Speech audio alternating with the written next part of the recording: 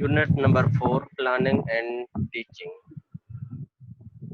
Planning and Assalamualaikum. Teaching. Walaikum Assalam. This is our new topic, unit number 4, and we are going to start planning and teaching. What is planning and teaching? First of all, we should know that what is planning and how teacher plans during when he go to the in the class or for the taking class. Planning is the best antidote for the nerves that many people feel when teaching a subject for the first time or meeting a new group of students. It is also the only way to ensure that your educational objectives are achieved.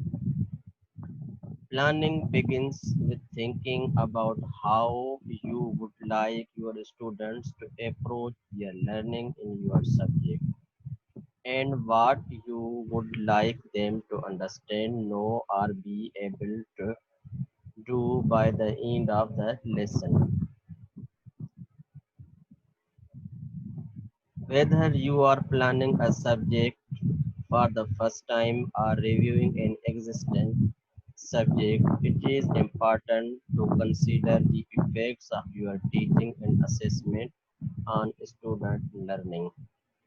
Planning plays a vital role for the teacher. When teacher is going to take any class, before going to class, he prepare himself that what I have to do in the class, what I have to teach them, what should be learning objectives, how can teacher be prepared to take class. These are the basic type of questions a teacher mostly keep in mind when he or she goes to teaching. So after the planning, he thinks in mind that what the aims and objectives should be, why I am going to teach, what I have to teach.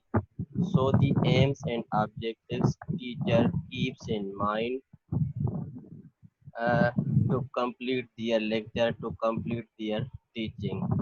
Aims and objectives, it's a very important topic for the students and teachers. Teacher mostly set objectives from their lesson topics, textbook, whatever they are going to teach to students, and aims they also select.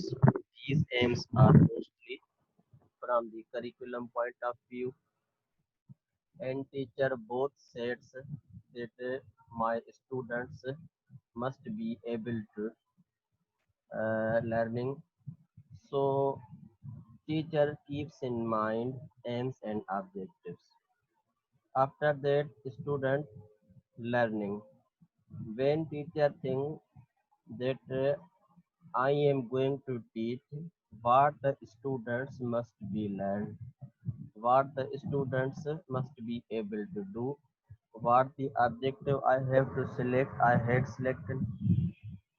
The students must be able to my action verbs or objectives. So these are the basic types of planning and preparation for the class teacher keeps in mind. Then he thinks about the context, what context I have to use in the whole class is the other students or all students are in the class. Next one, content, what the content is given to the teacher, what content he should have to teach. So the content is also important for planning for the teacher.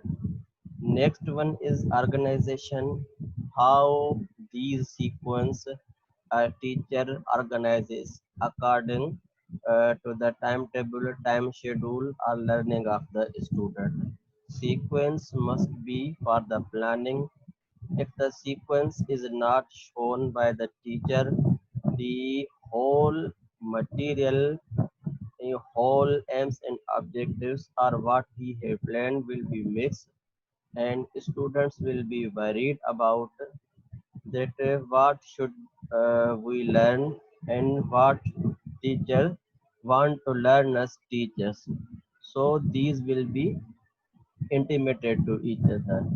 A teacher must plan to organize all these things in sequence, point by point, by which students easily understand. Next one we have teaching approaches. What approaches should be?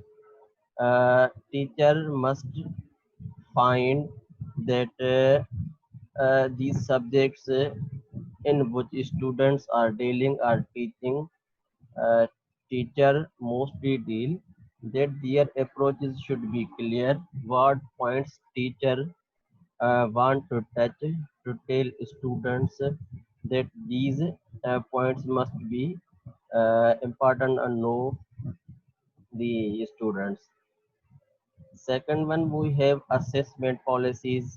Assessment policies is very important for teacher. Whatever teacher is going to teach the student, after the completion of lecture, after completion of topic, a teacher must assess the student that what students have learned from my lecture.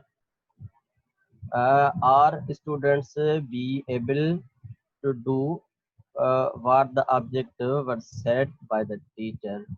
So teacher mostly plan their assessment that this type of assessment is very necessary for to assess this topic.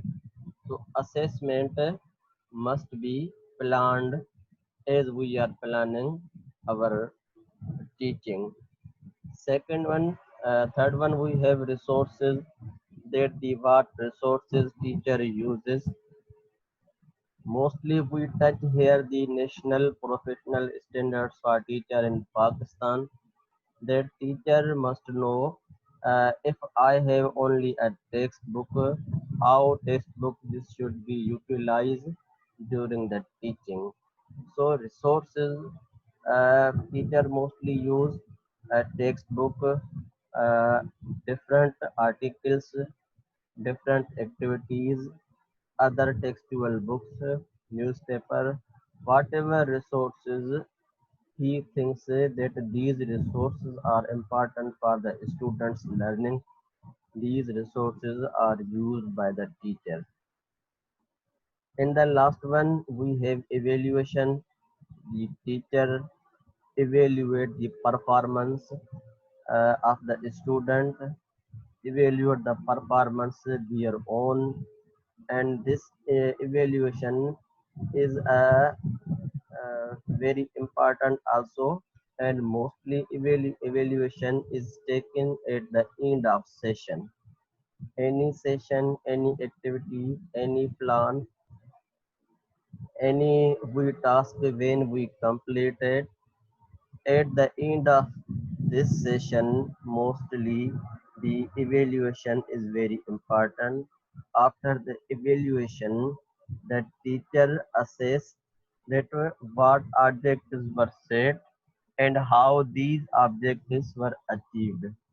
Either they are achieved or not achieved, they will be evaluated according to the sequence. So this was the our planning of teaching. Before going to in the class, teacher plans for teaching, that what the activities, what the plan I should follow when I go to take any class. 4.1 point, we have task analysis. Means what task will be analyzed when a teacher go to the class or is going to take the class. Task analysis, we have a simple definition. The task analysis is the process of learning about ordinary users by observing them in action to understand in detail how they perform their task and achieve their intended goals. Task analysis is a process of learning. It is also a process of learning about ordinary users by observing them in action to understand in detail how they perform their task. How they perform their task. These tasks when we teach someone how they are performed, so we analyze these tasks. If we have teach to the students, now we want to analyze that how they have received or taken their knowledge. So teacher sees or watch very clearly that what task I have given them, how they will be analyzed. So task analysis is very important for teachers. Purpose of task analysis: what your users goals are, what they are trying to achieve, what users actually do achieve the goals, what experiences personal, social and cultural users bring to task, how users are influenced by their physical environment.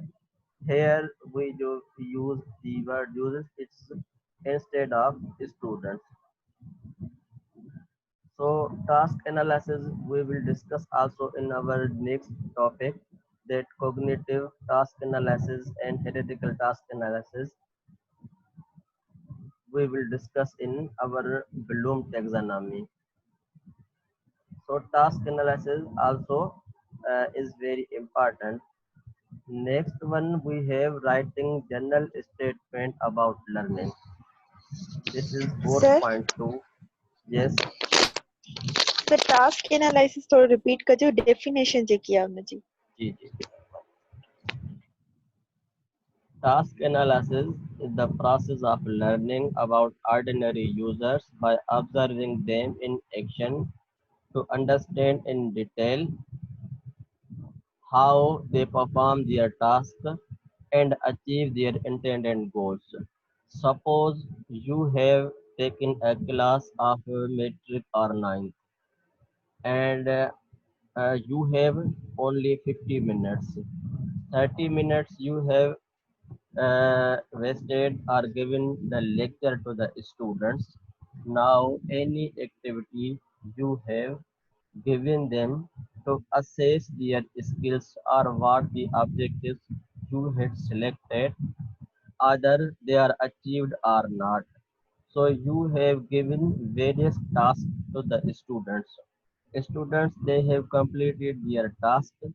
Now you are in position to assess that what task I had given to him, either they have completed clearly, neatly, actively, effectively, or they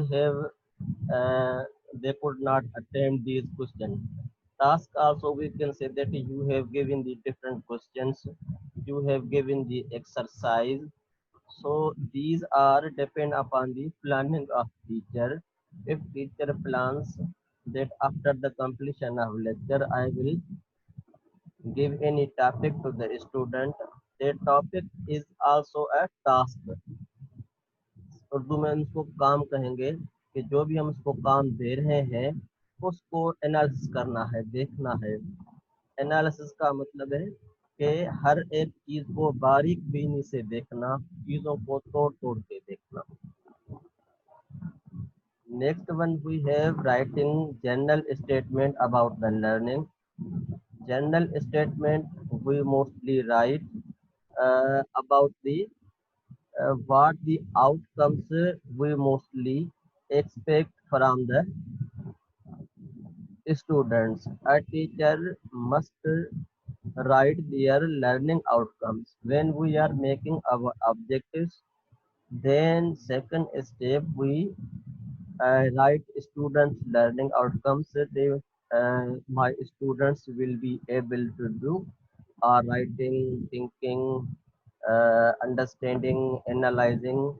What the type of objective we have selected, either the students are be able to or not. So here we have student learning outcome state, what students are expected to know or be able to do upon completion of a course or program. Course learning outcomes may contribute or map to program learning outcome and are required in group instruction.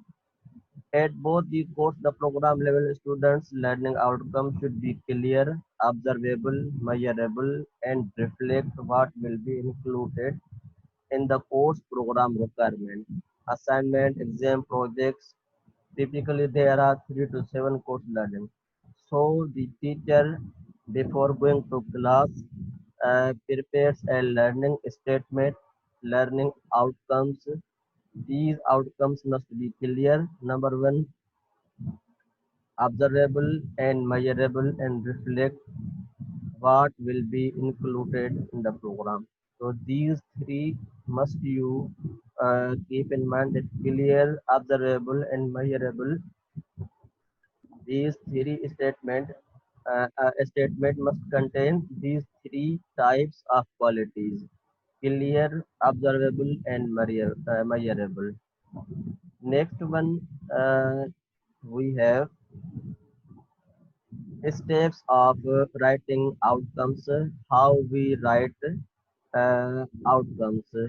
When teacher planning for the teaching, he must know the action verbs and follow with statement. Statement means the statement should describe the knowledge and abilities to be demonstrated. For example, identified and summarize the important features of major period in the history of Western culture. This statement is described by the teacher in their mind.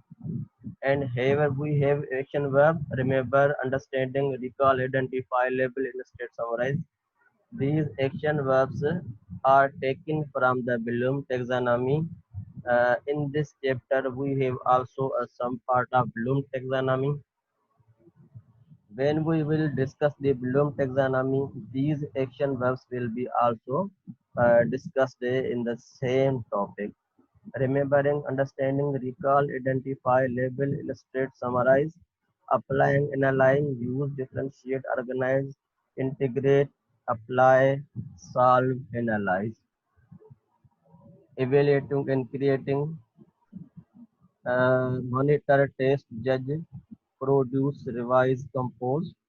These are the action verbs. When we say the students will be able to remember the difficult words, we will use here a action verb remembering. So means the here we have writing general statement about learning. When teacher prepares a lesson or plan for the teaching, he is writing general statement about the learning that my students will be able to remember, analyze, differentiate, understand, analyze. So these statement mostly teachers uh, take or review right from the what the lesson is going to be teach to student. Next one we have content analysis. Content analysis means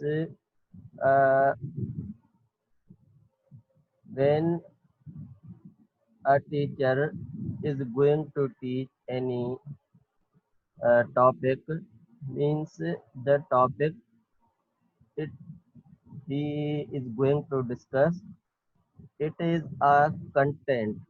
Content means suppose a teacher want to teach a lesson, Qaida or electricity or different any topic here he is going to teach, means that is content. The content, uh, what is actual मवाद जिसे हम कहें literature is present in the content. Why content this is selected? why this topic is selected, what the meaning should be this content, why this content is important for the children or student. So each and every paragraph topic is analyzed by the planning. If the students are asking about the grammatical vocabulary, either the what the means उसमें content में क्या होना चाहिए, तो these things teacher must know. Point number 1, 2 and 3 we are discussing here, and this is our planning of teaching. Point number 4 and 5 we will discuss it tomorrow.